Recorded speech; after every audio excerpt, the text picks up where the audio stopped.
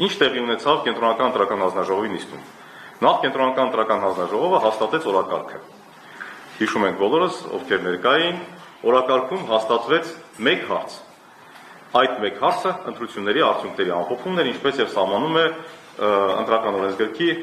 75-րդ հոդվածը։ Ուրեմն մեկ հարցի շրջանակներում պետք է կենտրոնական ընտրական հանձնաժողովը կայացներ 95-րդ հոդվածով նախատեսված որոշումներից որևէ մեկը։ Օրակարգի հաստատումը ինչքանով է կարևոր, զուտ իրավաբանական կատեգորիա է սա, եւ եթե օրակարգում ինչ-որ բան դու չես հաստատում, ապա այդ նիստի ընթացքում դու այդ օրակարգից դուրս որևէ գործողություն չես կարող անել։ Իրավաբանորեն կատարած քո գործողությունը,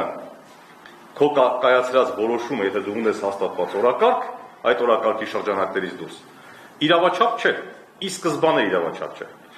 Դրա համար օրինակներ կարող եմ բերել, օրինակ եթե կուսակցությունը գրանցման ժամանակ տեղադրի իր հայտարարությունը եւ իր օրակարգը լիարժեք չլինի, ապա այդ կուսակցության հաստատած մնացած հարցերը պարզապես պետական ռեգիստրը չի գրանցի։ Ուրեմն պետք է օրակարգը ճիշտ հաստատվի կամ օրակարգը եթե քննարկվում է, օրակարգի ժամանակ հաստատվեն մի քանի հարցեր։ Հիմա ընտրությունների արդյունքների ամփոփման հարցը հաստատվեց, այդ շրջանակներում պետք է քննարկվեին դիմումները եւ այստեղ սկսվեց, ինչպես ասում է 48-րդ հոդված, ասում է դիմումները, ներկայացված դիմումները ընտրությունների արդյունքների վերաբերյալ իրականացվում են այդ նիստի շրջանակներում, այդ որոշման կայացման շրջանակներում դրանցով առանձին դիմում չի կայացվում։ Առանձին որոշում չի կայացվում։ Հիմա ինչ է իրենից ենթադրում դիմումի քննարկումը։ Դիմումի քննարկումն ըստ էության վարչական վարույթ է։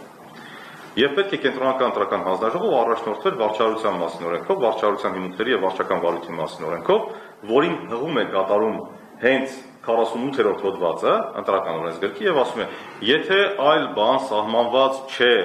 ընտրական օրենսգրքով, ապա պետք է կիրառվի վարչարության հիմունքների եւ վարչական վարույթի մասին օրենքը։ Այստեղ սահմանված էր ընդամենը մեկ բացառություն, որ առանձին որոշում չի կայացվում։ Իսկ ինչ արեց կենտրոնական ընտրական հանձնաժողովը, վերցրեց վարչարության մասին օրենքի ամբողջ դրույթները եւ վարչարության մասին օրենքը դրեց մի կողմ եւ վերցրեց իրականացրեց ինչ-որ մի անհասկանալի գործառույթ, ընթերցեց պարզապես իր նախագիծը, թույլ տվեց, որպեսզի կողմերը ներկայացնեն իրենց դիմումները, այն պատճառով, որպեսզի դիմումների ներկայացումը լինի ավելի հակիրճ, միայն այդ տրամաբանությամբ, հարց ու պատասխան չկազմակերպեց, հանձնաժողովի անդամները իրենց հարցերը չուղղեցին դիմումատուներին, որևէ գործողություն չարվեց եւ որ ամենատարօրինակն էր, վերջում կայացրեց մի անհասկանալի որոշում ընտրությունների արդյունքների ամփոփման վերաբերյալ։ Նմանատիպ որոշում ընդհանրապես կենտրոնական ընտրական օրենսգիրքը չի նախատեսում։ Ընտրական օրենսգրքի 95-րդ հոդվածը նախատեսում է 5 որոշումներ եւ դրանցից առաջինը հետեւյալն է, ես ասեմ 5 որոշումներից առաջինը, որը հետո կայացրեց առանձին կենտրոնական ընտրական հանձնաժողովը, ինչ ասում 95-րդ հոդվածը։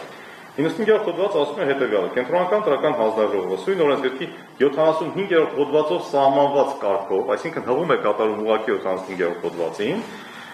եւ ժամկետում ամփոփում է ընտրությունների արդյունքները եւ ընդունում հետեւյալ որոշումներից մեկը. ազգային ժողով ընտրելու եւ մանդատների բաշխման մասին, ազգային ժողովի падգամավորների մանդատների նախնական բաշխման մասին, առանձին ընտրական տեղամասերում վերաքվեարկություն նշանակելու մասին, ազգային ժողովի ընտրություններն անվավեր ճանաչելու եւ ընտրությունների վերաքվեարկություն նշանակելու մասին, ազգային ժողովի ընտրությունների վերաքվեարկությունն անվավեր ճանաչելու մասին եւ այլն եւ այլն։ Այս այլ 5-րդն է, որը մենք վերաքվեարկություն չունենք։ Այսինքն կենտրոնական ընտրական հանձնաժողովը իր տրամաբանությամբ պետք է այդ մի որոշումը ամփոփման արդյունքում կայացներ ազգային ժողով ընտրելու եւ մանդատների բաշխման մասին, եթե կայացնում էր այդ որոշումը, որը մենք տեսանք հետագայում։ Կամ պետք է դիմումները քննարկեր եւ դիմումների քննարկման արդյունքում գուցե բացահայտեր այնպիսի խախտումներ, որ կայացներ 3-ից 5-րդ կետերով ընկած որոշումներից որևէ մեկը։ Հետևաբար մենք տեսանք, որ կենտրոնական ընտրական հանձնաժողովը կայացրեց մի որոշում, որն ընդհանրապես նախատեսված չի ընտրական օրենսգրքով։ Երկրորդ որոշումը, որը կայացրեց մանդատների բաշխման մասին, այս որոշումը ընդհանրապես դուրս էր օրակարգից։ Հետևաբար զուտ ընթացակարգային առումով, պարզապես ընթացակարգային առումով, այս որոշումն արդեն իսկ անվավեր որոշում է։ Կենտրոնական ընտրական հանձնաժողովը չի ունեցել իր օրակարգում հաստատված նմանատիպ հարց,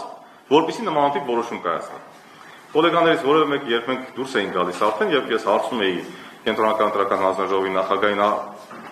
ինչ ընթացակարգով ենք, ինչ քննություն ենք իրականացնում, ասես դուք բան եք անում, բոյկոտում եք, ասես չենք բոյկոտում, նիստն ավարտվեց։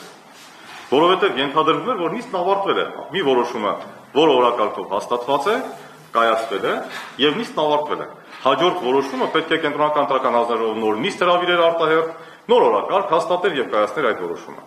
Հետևաբար մենք գտնում ենք, որ այն որոշումը, որը կայացվել է մանդատների բաշխման վերաբերյալ, որն իբր թե օրակարգով երկրորդ հարցն է, նմանատիպ որոշում ընդհանրապես չի կայացվել։ Դա ընթացակարգային առումով, զուտ վարչարարության առումով գոյություն չունեցող որոշում է։ Հետևաբար այսօր մենք ըստ էության ունենք մանդատների չբաշխվածության վիճակ։ Այն ինչ որ հայտարարվում է, թե կա դա գոյություն ունի, իրավաբանորեն այս իրավիճակը աբսուրդ է, սա չկա։ Սա ամենակարևոր արձանագրումներից մեկն է, որ մենք պետք է նկատի ունենանք եւ մեր բողոքարկման գործընթացները հենց այս տրամաբանությամբ են ընթանալու նաեւ, որպեսզի հասնենք նրան, որպեսզի այդ որոշումն անվավեր ճանաչվի։ Ինչ վերաբերում է հետագա քայլերին, այո, մենք դիմելու ենք սահմանադրական դատարան,